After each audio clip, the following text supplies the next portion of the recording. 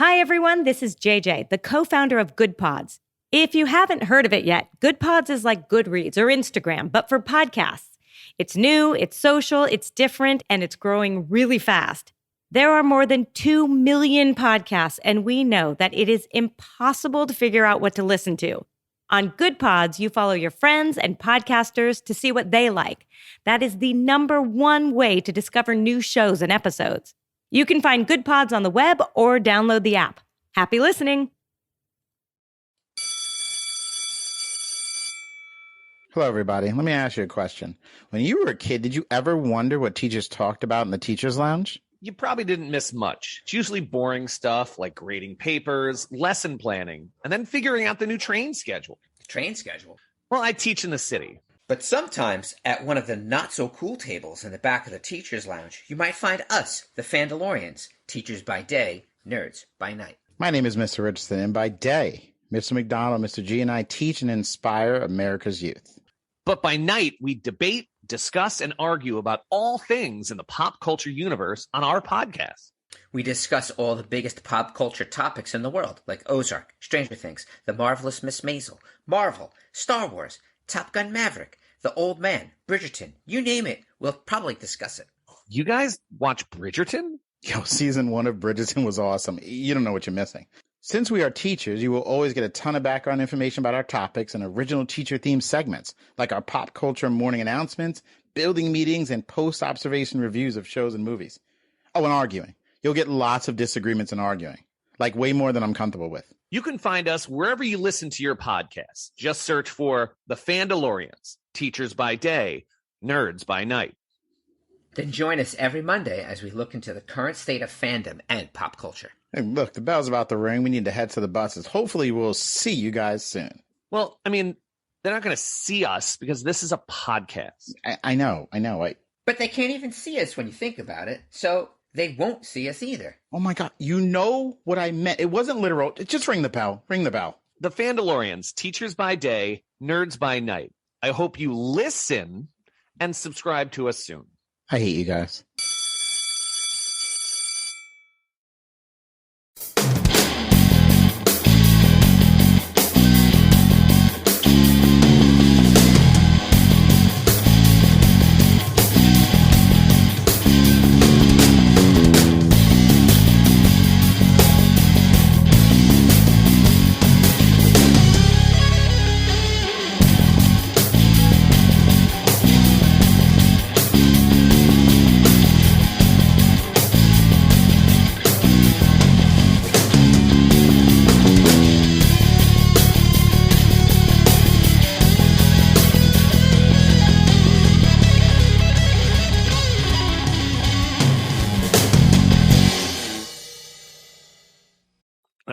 Okay.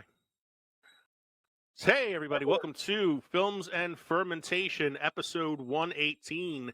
This is a very special episode because tonight we are celebrating our 7th season premiere. That's 7 seasons? The 7 seasons. That's right. We are Films and Fermentation. What's that? 7. Welcome to Films and Fermentation, a movie and alcohol podcast. I'm Leo. I'm Kevin. I'm Mike. We're 3 friends who like to talk shit about movies while getting shit-faced, and we've been doing it for 118 episodes now. In this episode, we're celebrating the beginning of Season 7.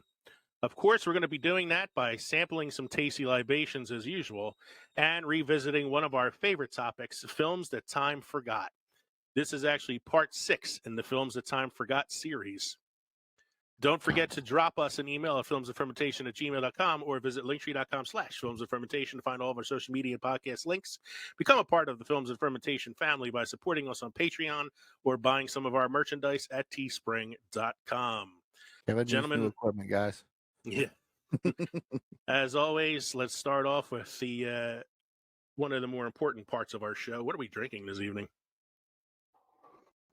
I felt that since we do this segment at the beginning of every new season, and we tried to go back to our childhood, to go back to remember the things that we watched that, you know, people just don't like recall anymore, I'm having myself a juice back.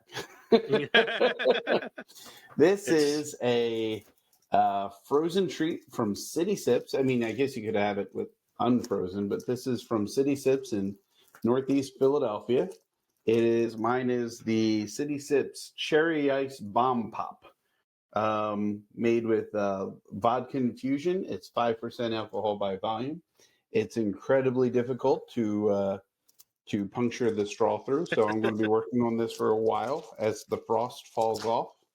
I took him out an hour ago to try to thaw them a little bit because these suckers can be pretty solid. But they come in a variety. So I have the bomb pop to start with. I have a orange crush to follow. And my wife and I went not long ago, and we pretty much just bought them out of everything that they had. Because you get like 4 for $20 or something. So it's not actually that bad. I was going to say, when you said you had a juice pack, I figured it was an alcoholic one. Yes, it is. Michael, what are you drinking this evening? Well, unlike Kevin, I did not go back to my childhood because I did not feel like a PBR. So You drank PBR as a child? no, that was in my house when I was a child. It was PBR. I am having an Ashamity Creek Churchville Lager. Yeah, can't go wrong with that one. No, that's a good, solid choice.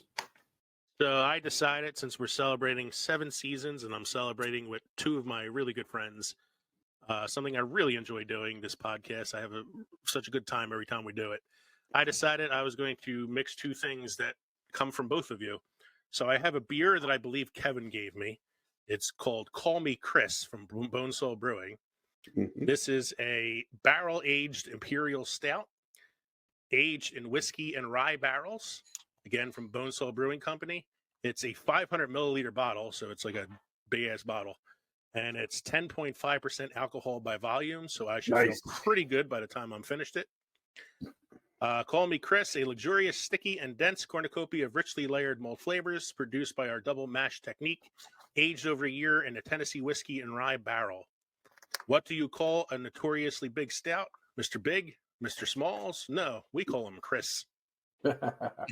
And I'm drinking the Call Me Chris out of a glass that Mike got me that says, "This beer tastes like I'm not going to work tomorrow."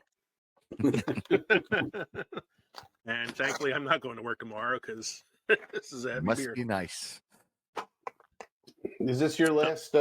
Yes, last couple days, hurrah. and I go back on Monday. Yep. Same here. All right, Mike. Anything special happened this week? This week in film history, 1946, The Big Sleep, directed by Howard Hawks, starring Humphrey Bogart and Lauren Bacall, premieres. I could probably call this a film The Time Forgot, 1946, The Big Sleep. Classic, The Time Forgot. Very slow week, it seems, in film history. This is the only fact we have. Yeah, that was much. Yeah, so I could also add, though, today, WWE Hall of Famer, legendary wrestler, and, part-time actor as well, Terry Funk, passed away. Oh, I did not hear that. Yeah, it just posted, I want to say, a couple hours ago on Instagram. So I just found out about it myself. How old was he? He was 79.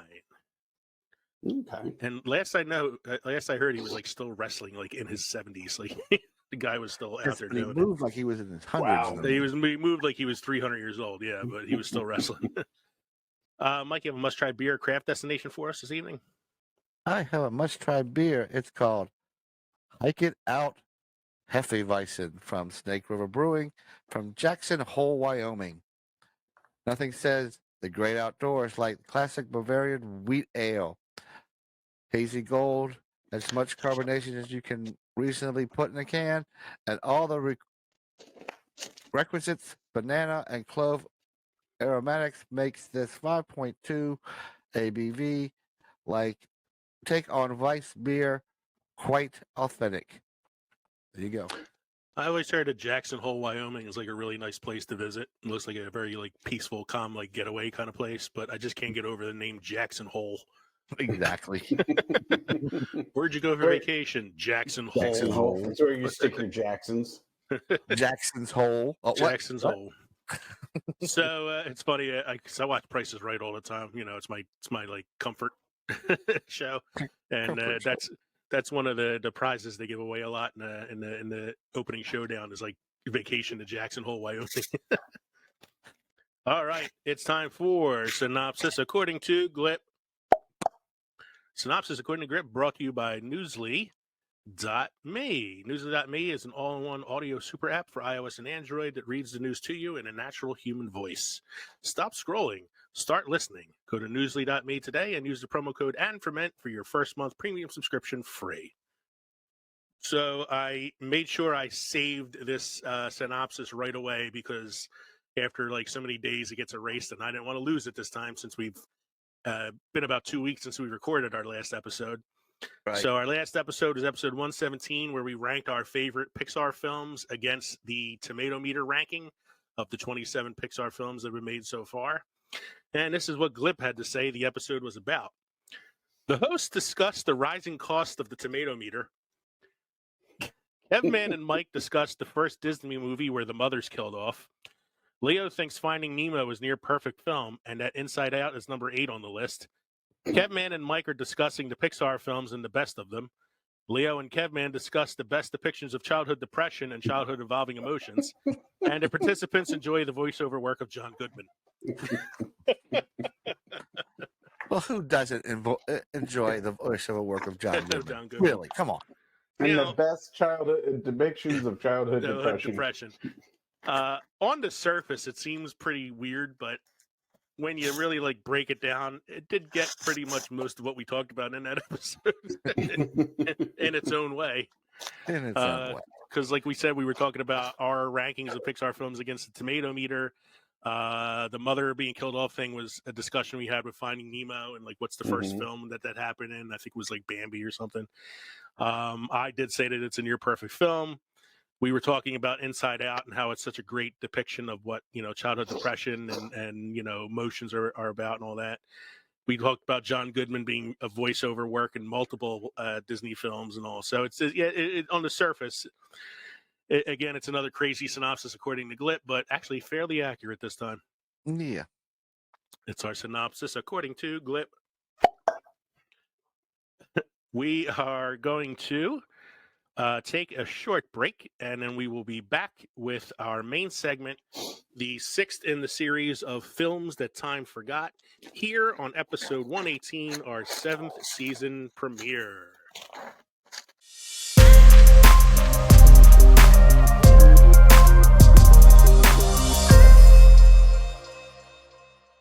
Hey movie lovers, it's Jackson here from the Back to the Blockbuster podcast. If you've ever wanted to hear an amateur cinephile and an industry professional chat about film and television, then look no further, because every week my co-host Gaius and I, we bring you the latest industry news, break down the most recent trailers, try to beat the box office with our weekly predictions, and dive into our favorite movies on their anniversaries. And every second Friday, you can look forward to the Back to the Blockbuster spin-off, Deep Dives with Owen and Gaius, where the duo dissects a movie of their own choice. All this and more wherever you get your podcasts. Hello, Spooklings. I'm Jason, And I'm Kathy. and we're the hosts of the weekly podcast, All Hallows Eve Podcast. We are a husband and wife duo with a passion for anything spooky, macabre, and true crime, sprinkled with our own twist of comedy. We explore topics such as the history of Halloween, the Butcher of Plainfield, Hocus Pocus 2, urban legends, superstitions, and more. So come join us as we go down the rabbit hole that is All Hallows Eve Podcast. Listen and follow us at allhallowsevepodcast.com or your favorite podcast provider. Stay spooky, my friends.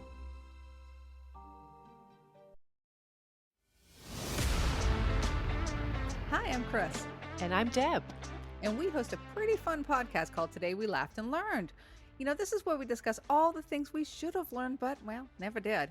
And we have quite a few laughs along the way. Today we laughed and learned with Chris and Deb. We're curious about everything, experts on nothing. Come find us wherever you get your podcasts.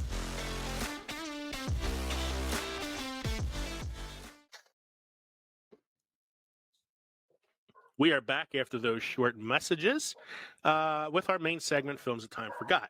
Now, I went on Twitter, Facebook, Instagram earlier this week, and I put out there for anybody who is interested in letting us know what is a movie that they remember from their childhood that they hardly hear about anymore. And I got a decent number of submissions for this, so I'm going to give some shout outs to some of our listeners who gave us some movies to talk about here. So Pods Are Us on Instagram told us the 2 movies that they remember fondly from their youth that they don't hear about much anymore are Cop and a Half, which is a movie starring Burt Reynolds as a cop, and his partner is like an 8-year-old boy or something like that. Wasn't he the kid that was on Webster? I don't know enough about the movie to even tell you that. I have no idea. No, it wasn't Webster. I don't know. I don't think it was. No, it's been. I don't think it was. 'Cause I think it was been forgotten so much we forgot it. I also think it came out like a few years like after Webster, so I don't know if it would have been him or not. The other movie that Pods R Us gave us is Problem Child. Mm. I feel John like Ritter. John Ritter. You have Michael Richardson as the serial killer. Yeah. The bow tie killer. That's how you know it's the 80s and 90s. It's a child movie about a bad kid who admires a serial killer. Then we have Paranormal, the New Normal podcast on Twitter gave us these submissions. Heavyweights. Okay. I think that's about what, kids at like a fat camp or something like that. Yeah. Little Big League, which is one of my favorites, and it's one that it's actually on my list of like films that time forgot. It's probably one I would talk about later at some point. A Rookie in King Arthur's Court. I can't say I know much about that one. And Surf Ninjas. Oh my God!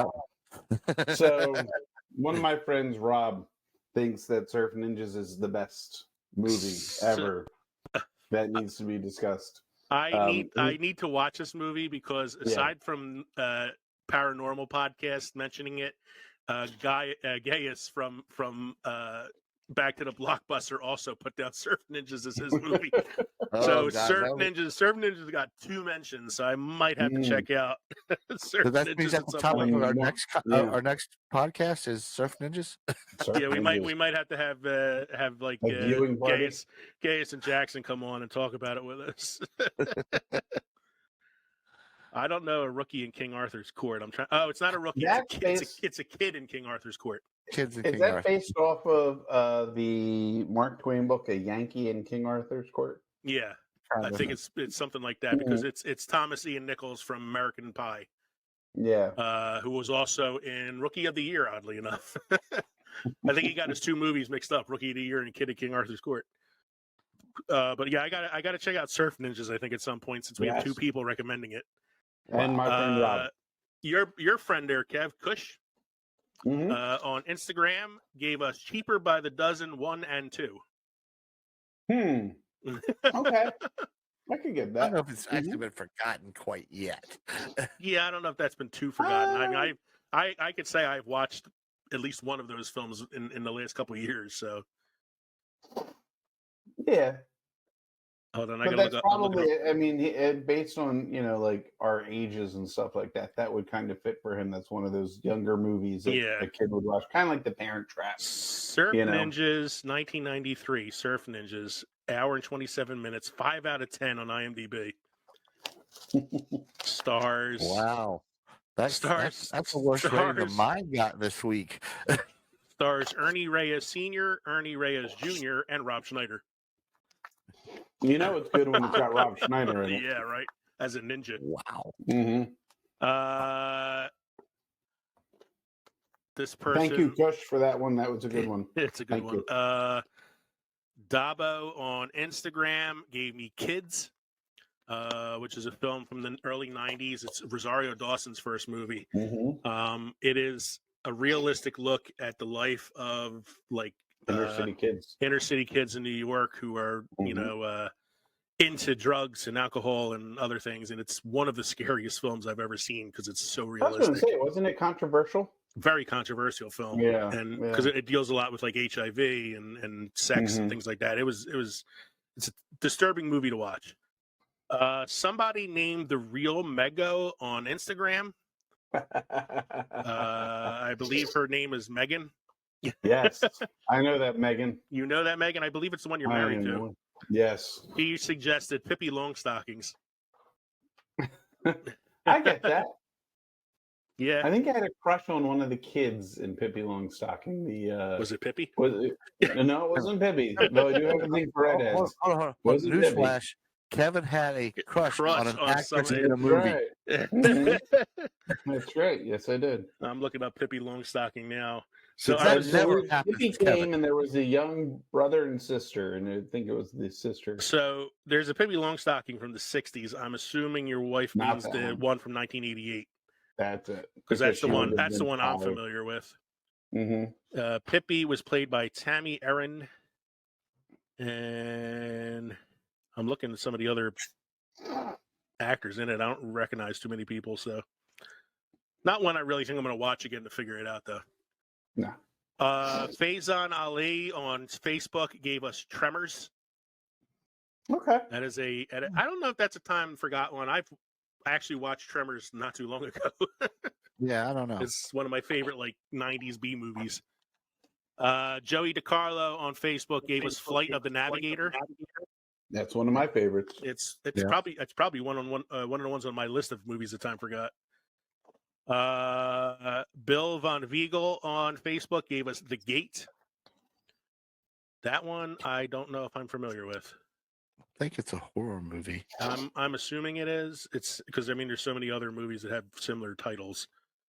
The Gate is from 1987, stars Stephen Dorff. Kids left home alone accidentally unleash a horde of demons from a mysterious hole in their suburban backyard. Which happens. That sounds like a Yeah, winner. I would have done that. Yeah. That sounds like You're my trying kind to of dig movie. in your backyard. Actually sounds like my kind of movie. I probably got to watch it. Mark Batoulier on Facebook gave us Meet the Feebles. Meet the Feebles is a puppet film from the 80s that's like a spoof on the Muppets, but it's like very, very R-rated and very over the top, raunchy comedy. Infinite Banter Podcast on Twitter gave us Armed and Dangerous. It's a John Candy film, John Candy and Eugene Levy.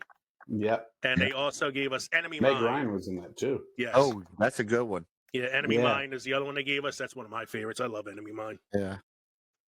DJ Scoob from The Undiscovered Entrepreneur gave us UHF with Weird Al Yankovic.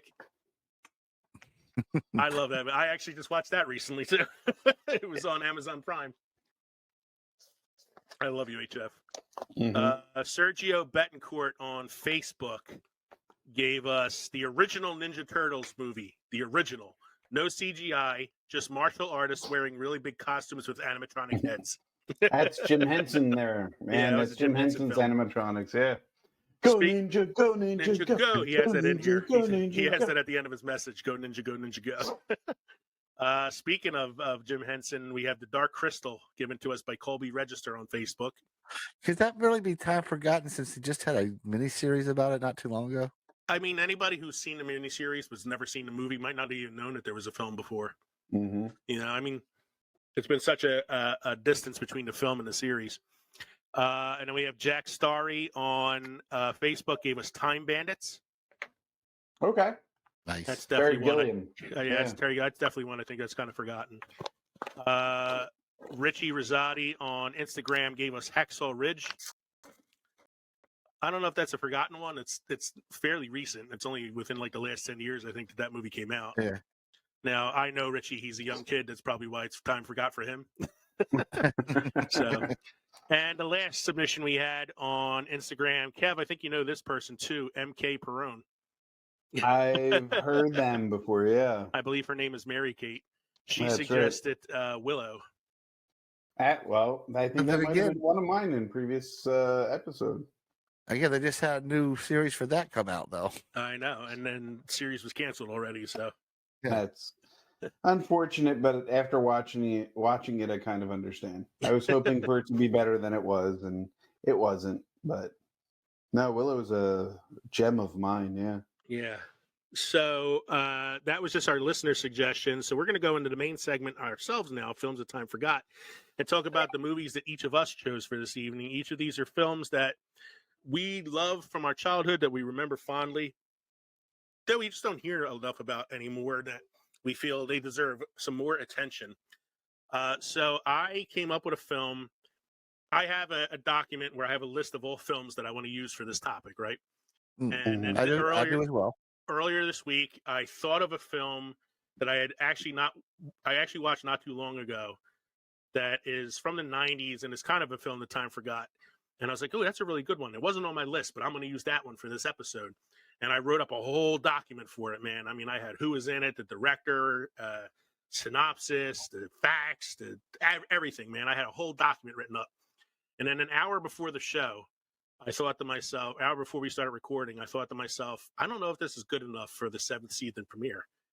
It's a good film that time forgot, but I'm like, I feel like the 7th season premiere, I need something more. I need like a classic that time forgot. And so with an hour before recording, I typed up very quickly a whole nother document for a completely different movie that I'm going to talk about tonight. And I'm going to save the other one for later on. Like maybe if we have a guest on at some point, we do this again or something, I'll save it for then. I also have a list of movies for this topic. And my adventure was trying to find them to watch. Yeah. Yeah. Because every one of them, except for one, which is nowhere, you had to pay for. And when I went to our special place, you couldn't get the right recording. One of them couldn't get the right recording. Most of the other ones wouldn't run for some reason. I got one of them to work. So that's the movie I went with. Well, there was an update that they put out, but the update doesn't work for me. Yeah, so I couldn't get the update to work everything. either for the for the thing we're talking about that we really shouldn't be talking about on air. Yes. So don't even know what you guys are talking about. Don't even know what we're talking about. Nobody knows what we're talking about. I'll just edit this out and post. So the first movie that I was going to do, I actually just watched recently because I think it was either on Netflix or Hulu or something like that. The film that I decided to go with tonight, I didn't bother rewatching because I just thought of it an hour and a half ago, and I don't need to rewatch it because I have seen it so many times that it lives rent free in my head anyway. So, Kev, did you have any adventures with your movie tonight, or was yours pretty clear for you? I just changed it now. Not to be outdone. No, I'm not trying to outdo anybody. I really did I had one in mind, which was more comedic than anything else because it wasn't. I wasn't a huge fan of it. I did probably watch it 4 or 5 times, but then I had this one, and I was like, "This is great. This is what I want to do." And then one of our listeners chimed in with it, or one of the people who responded. You can still do it. That's fine. I could still do it, but I think I'm going to mention this other one, which seems to be, and it's funny because there's a difference in a year between the one I'm about to do tonight and the one I was going to do. Just a difference in a year, but this one seems more like I remember watching this as a child and was intrigued by it. So. Okay. That's what I'm going to do. Just to give you some comparison there, the one I was originally going to do came out 41 years after the one I'm now going to do. Oh, wow. Or 45 years, rather. 45 years after the one I'm doing. Wow. So why don't we get into our main segment then, Films That Time Forgot. And who wants to, one of us, who wants to I'll go first. You're going to go first, Doug. Because mine's going to be easy. You'll get mine relatively quickly. Okay. So I'm going to go with, this is a 1985 PG Ridley Scott classic. Ridley Scott PG film? Yeah. Wow. Actors include Billy Barty, Robert Picardo, Tim Curry, Mira Sarah. Legend. Yep. As soon as you said Tim Curry and Mia Sarah, you didn't get the Tom Cruise yet, but I knew what when it was. He said Richard Picardo, I was thinking Inner Space. But yeah, I thought Inner Space, but that wasn't a Ridley Scott one. No. And I was also thinking, oh shit, because you said Billy Barty. He's a dwarf actor. Yep. And I thought there's another. Masters of the Universe. Wasn't no, well, because that's Wasn't definitely he not. Masters That's of- definitely not a Ridley Scott film.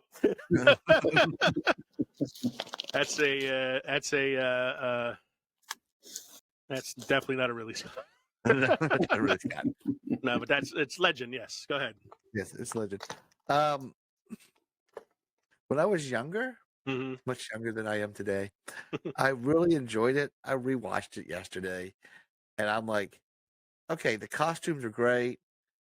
They rushed the frickin' story. Mm-hmm.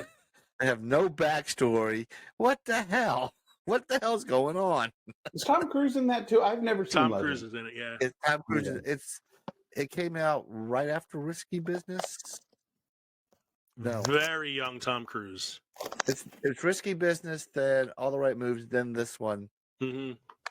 and then I he think he pretty was much- in The Outsiders as well, right before he did this film, yeah, because that was Outsiders. 1983, and Yeah, this so was- it was very young Tom Actually- Cruise, and this is Mia Sarah before Ferris Bueller as well.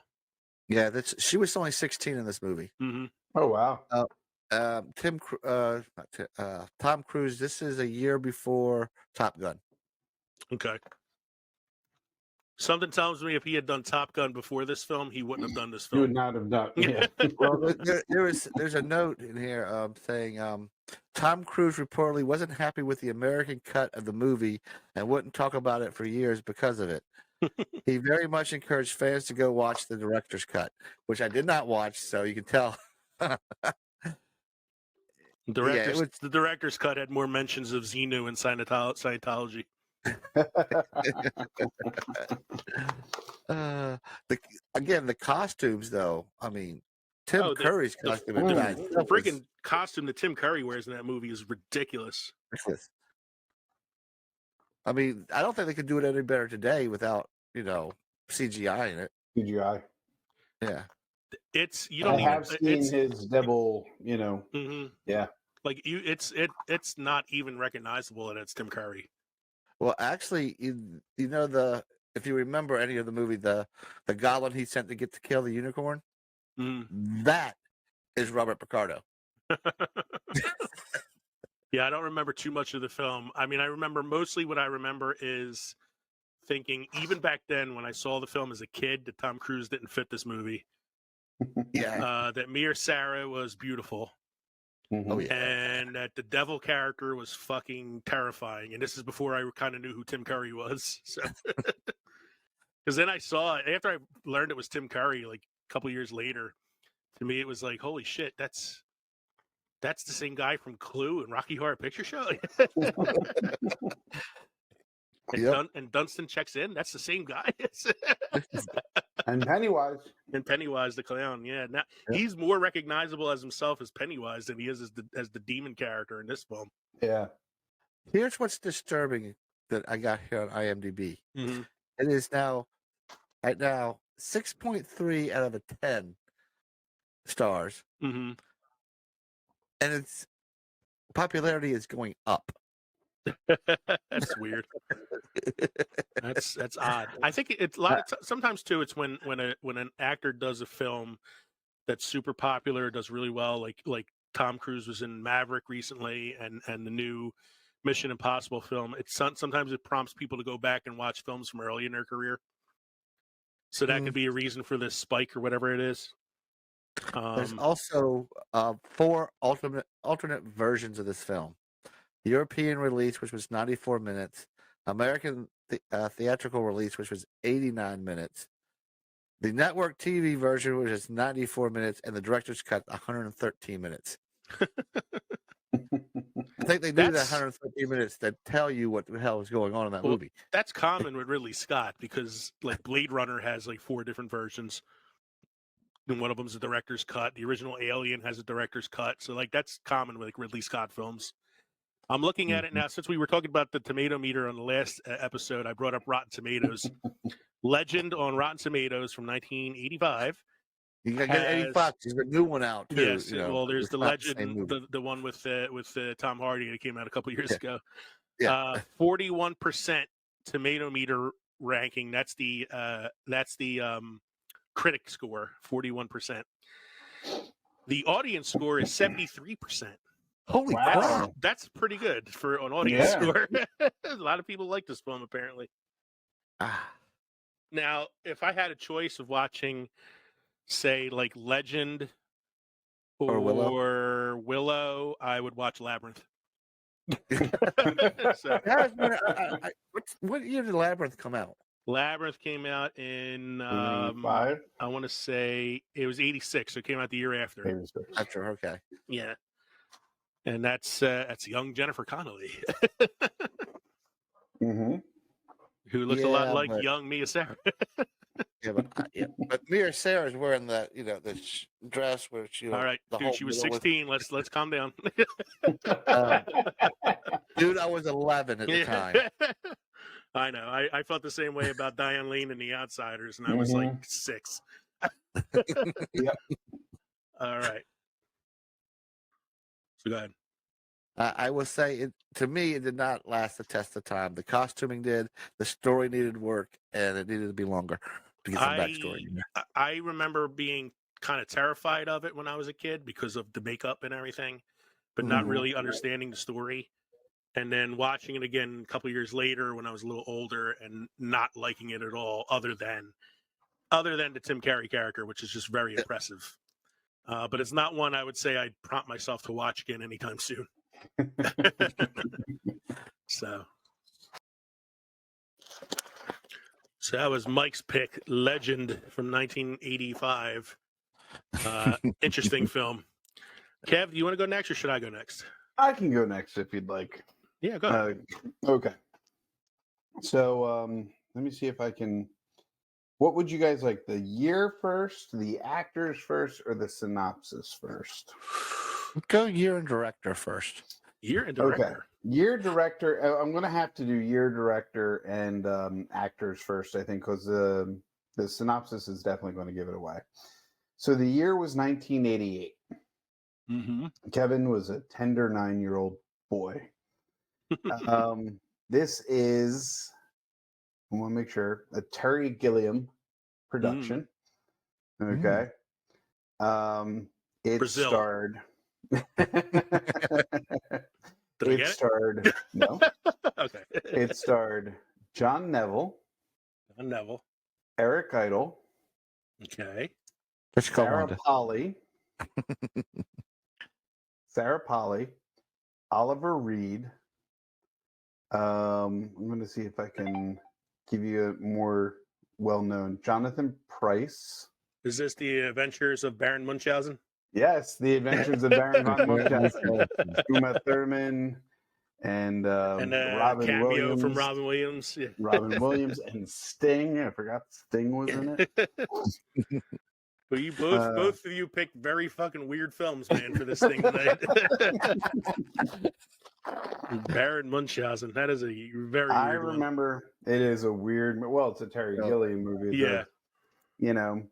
And it's just an account of Baron Munchausen's.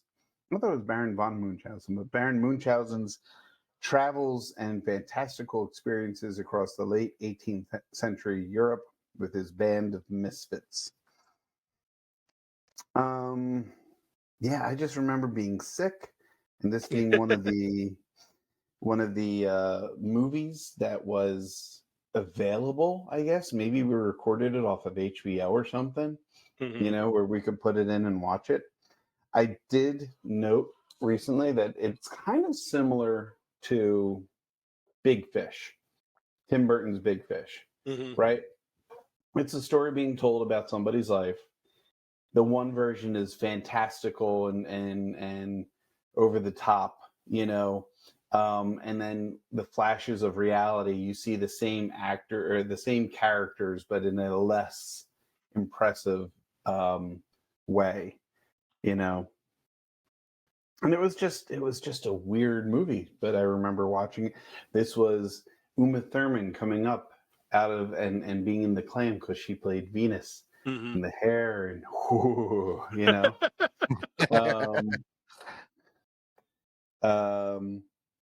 and it was Robin Williams doing his Robin Williams thing. This was actually Uma Thurman's first acting job. Wow. Yeah. As Kevin takes a sip from his sippy.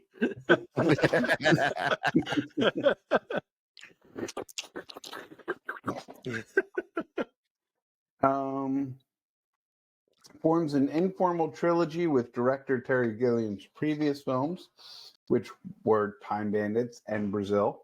The three movies represent the three stages of man: youth, middle age, and elderly, and the impact of imagination on each. Jack Purvis and Winston Dennis appear in all three films. Of the three, this is the only one in which Dennis has speaking lines and his face is seen. So, I saw it. I saw it. Because well, I had seen it. This is like the emergence of Robin Williams as a viable, box office star and Oscar contender, because he had just done Good Morning Vietnam and he had Dead Poet Society coming up after this. And well, he so was uncredited with this. They couldn't afford him, and he decided he'd do it anyway. So I was on a Robin Williams kick at the time, and when I saw his face in the trailers, I was like, "Ooh, Robin Williams!" So I went to see it, thinking it was a Robin Williams film. Alas, it was not. It was alas, earwax. It was a very odd film that did not really star Robin Williams. No. So apparently, Sarah Polley's kind of taken a step back from acting. She's more into the writing and directing right now. He actually just won an Oscar this year for Best Screenplay for Women Talking. So yeah, she's kind of gone behind the camera at this point. Yeah, she said that the movie left her with some scars. It was just dangerous working around. So many explosions going off all around me, which was traumatic for a kid, whether it being dangerous or not. And something about Polly reproduced an email exchange she had with Gilliam several years later. She said, "I was pretty furious at you for a lot of years," though she says the adults who should have been there to protect me were my parents, not you. And Gilliam replied, "Although things may have seemed dangerous, they weren't." Something tells me he's kind of a little light-handed with, safety measures on his films. I mean, like the two other films you mentioned, Brazil and Time Bandits, are also big, bombastic, over the Monkeys. top. Yeah, 12 Monkeys, and I think he directed A Fish Called Wanda as well. He might have. And so it's like his movies are always a little over the top. I like 12 Monkeys though. That's a good movie. That's a movie the time forgot, I think. Yeah. All right. Do you have anything? So does it hold up today, you think? No. I mean, I don't think so. I look, and I'm going to tell you that one of the other movies I was planning on doing, this is the one I had thought of first, and I'm just not going to do it down the road because it's bullshit. But I was going to do Mac and Me.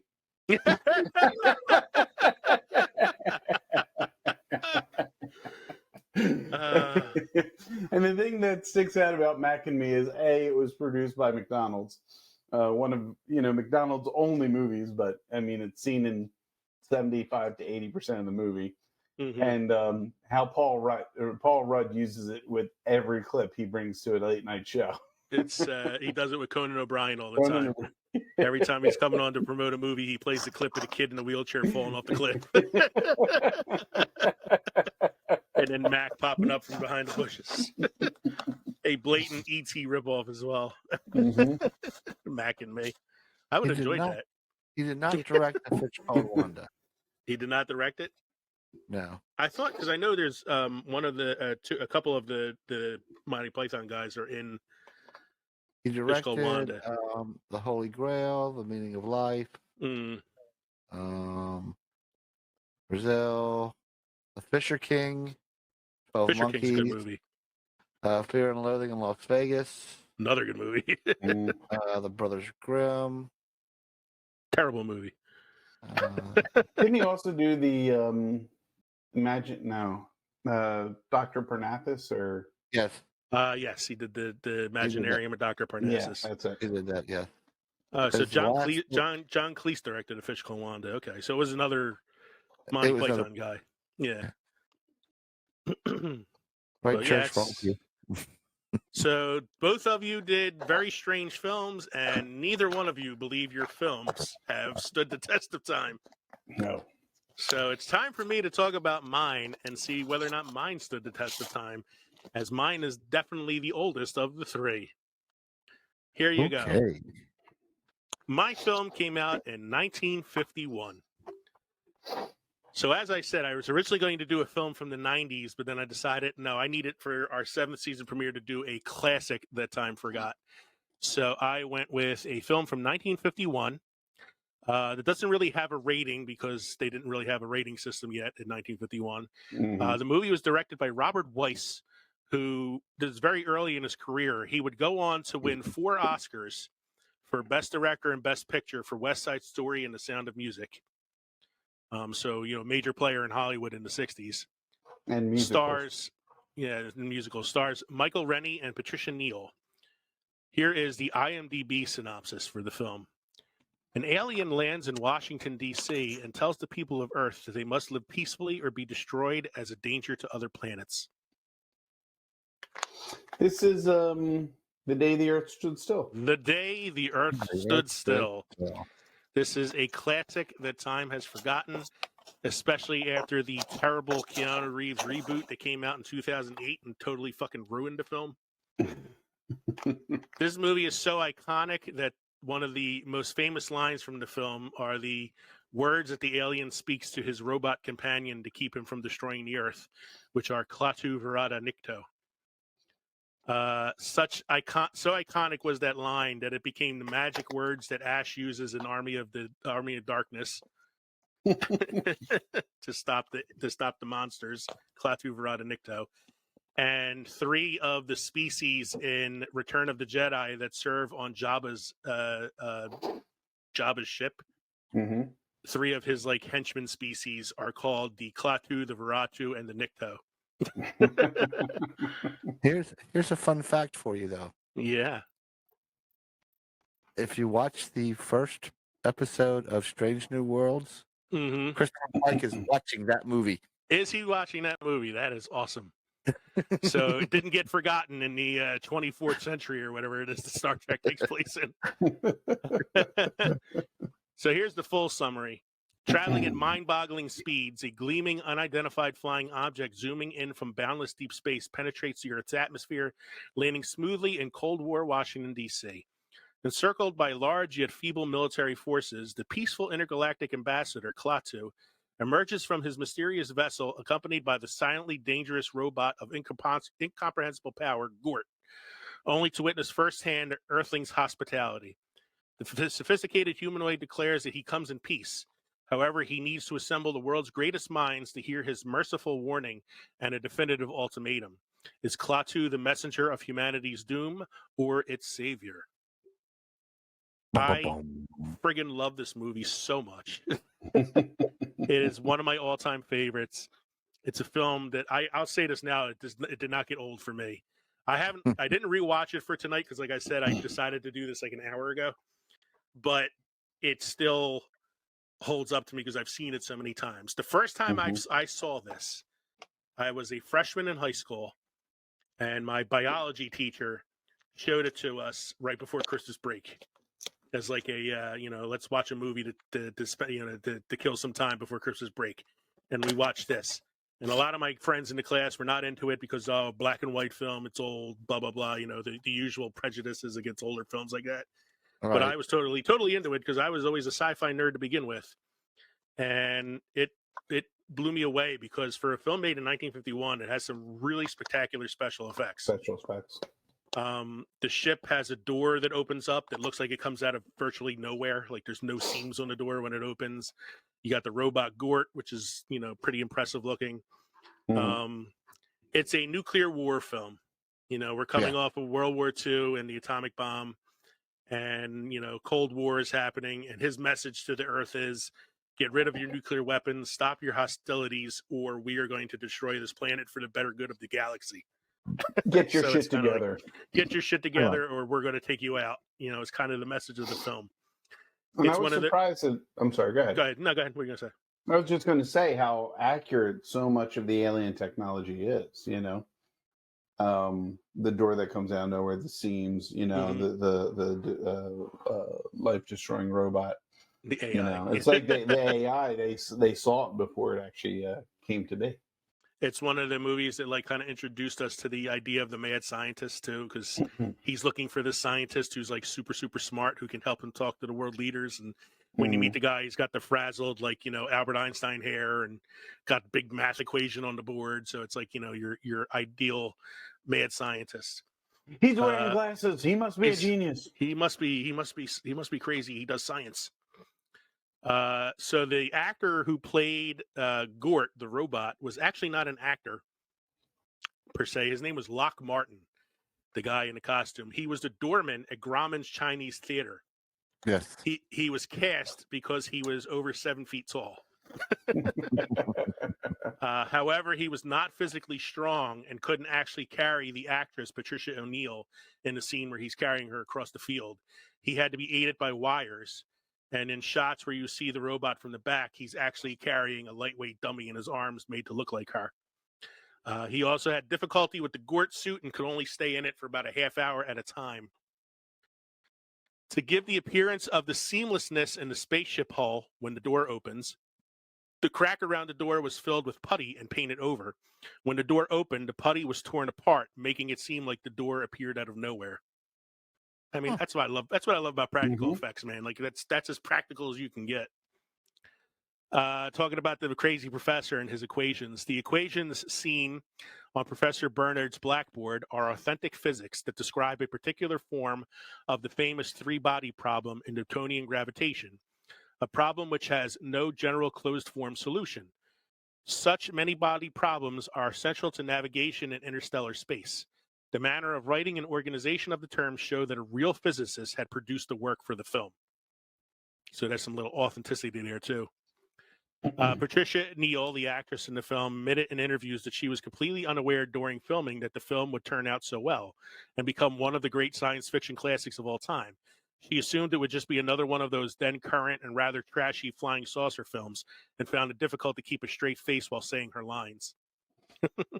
This is around the same time that there was a lot of like B-movie, like alien invasion films coming out, and, right? But this ended up being a really intelligent film. The Army refused to cooperate after reading the script. The studio then approached the National Guard, which had no qualms about seeing the Army depicted in a less than flattering light, and gladly offered their cooperation. Fucking weekend warriors, I tell you. I said, sorry, Mike. Yeah, Mike's the Army guy. I can't say enough about this film, man. If you've never seen The Day the Earth Stood Still, please watch this movie and make sure you watch the 1951 black and white classic original. It is well worth the time. Here are the taglines for the film.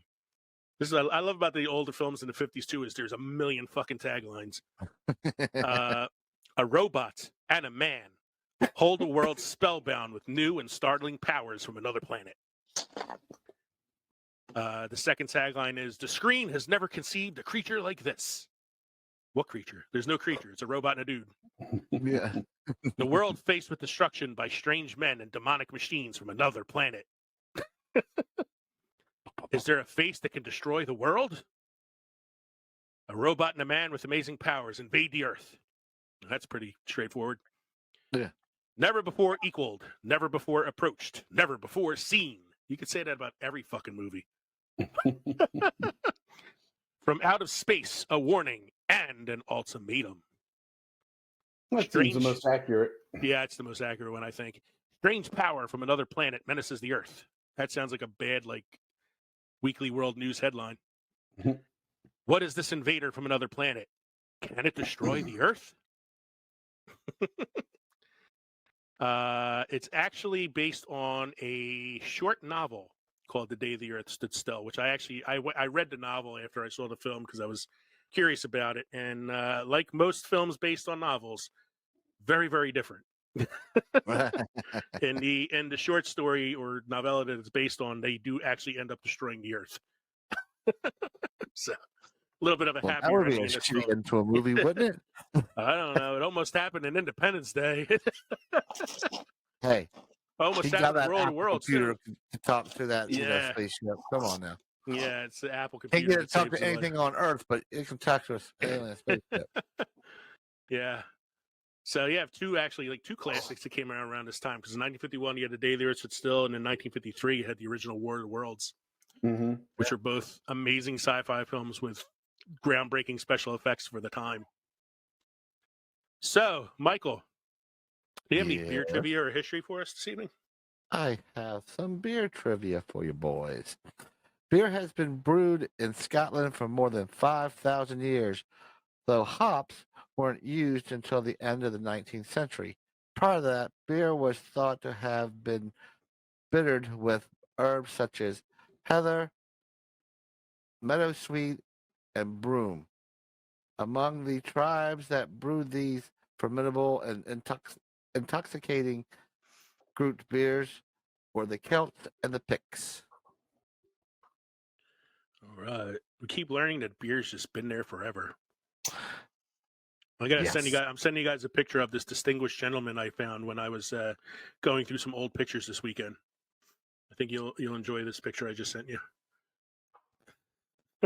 I texted it to you. Look at that! Checking. Look at that distinguished gentleman. There it is. Look at that guy. Look at that fresh-faced distinguished gentleman there. Oh man! Wow. There he is. Yep. That's baby Kevin right there. Baby Kevin. That's when I used to comb my hair. I would comb it back, and then I'd shake my head back and forth to get the part down the center. And just comb it back. That's what I do now. It's Baby Huey. I should make that the thumbnail for this episode. Yeah. Actually, what you also need to do is take a screenshot of him sucking on his little thing. His sippy cup. Yeah. And put the two of them next to each other. That's a good segue into the next segment. How's our drinks this evening? Kev, how was your sippy packs? They are, look, they're good. I think they're better for hot days in the sun by the pool. The downside is it, like anything that's frozen, you're going to get the chunk of flavor and juice and alcohol, and then the rest is just water ice. Yeah, the rest is just ice, like frost. So, disappointing. Mike, how was yours? You had a pretty good beer. I had a good beer, so I wasn't going to go wrong tonight. So the I went wrong with my movie, not with my beer.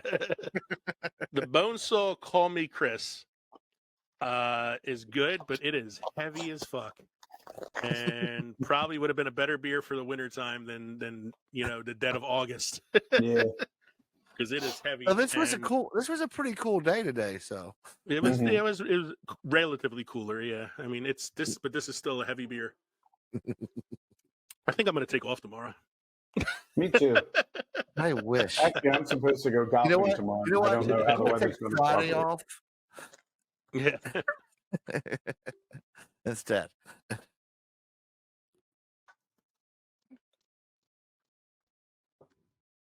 All right, so thank you everybody for joining us for our 7th season premiere, episode 118, Films That Time Forgot. We hope you enjoyed listening to this episode as much as we enjoyed recording it for you. Don't forget, you can drop us an email at filmsandfermentation@gmail.com or visit linktree.com/filmsandfermentation to find all of our social media and podcast links. Become part of the Films and Fermentation family by supporting us at Patreon or buying some of our merchandise at teespring.com. Let's help Kevin get some good equipment. Please.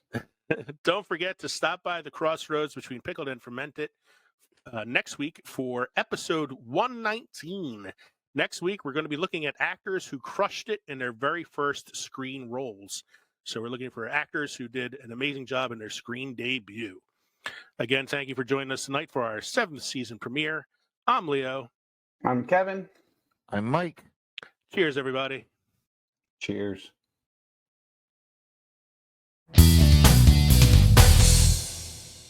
And you guys want to do a run through of this real quick, or do you want to just go in and see if we get it on the first try? Let's just try it on the first try. So this is our congratulations on 100 episodes for the Fandalorians. I'm Leo. I'm Kevin. I'm Mike. And we're the hosts of the Films and Fermentation podcast. And we're here tonight to give a special shout out. That's right. We want to say congrats to the Fandalorians on reaching 100 episodes. 100 episodes is no small feat. Believe us, we know. So once again, from one group of nerds to another group. All right, so let's try that again. Okay, hold on. Let me see. Do you want to just do from one group of nerds to another? Well, that's what I'm trying to figure. So from one group of nerds to another group of nerds. Yeah, so let's just do one group of nerds to another. I think that might have been a typo on my part. So, okay. No, I mean, okay. No, Okay. that's better. I think it's easier that way. Take two. Ready? Should we? I did it like all of us on the last line. Is that you think that's good, or should we try it one more time? Fine. Can you guys hear my wife's teapot whistling in the background? Yes. No. Yeah, the nerd line is because they're teachers by day, nerds by night. So I threw that in No, there. it just tripped me up when it was to another. Yeah, that must have been a typo on my part. Yeah. This podcast is hosted by Buzzsprout. Podcasting isn't hard when you have the right partners. The team at Buzzsprout is passionate about helping you succeed. Join over 100,000 podcasters already using Buzzsprout to get their message to the world. If you want an upgrade, Buzzsprout has tons of guides to help you find exactly what you need. We use Buzzsprout and it's a game changer for us. An all-new analytics system helps us track who's listening to our show and where they're listening to it. If you'd like to use Buzzsprout as well, follow the link in our show notes to buzzsprout.com. And while you're there, let them know that Films and Fermentation sent you.